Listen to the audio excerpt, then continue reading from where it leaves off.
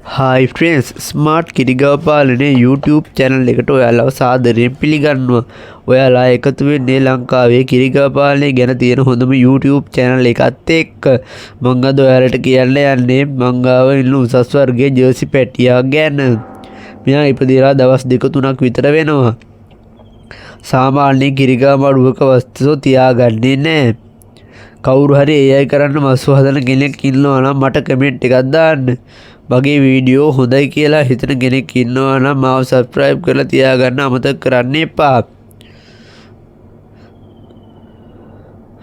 ඒ වගේම ඔයාලට කියන්න තියෙන්නේ මේ වස්සව දැක්කහම මේ වස්සගේ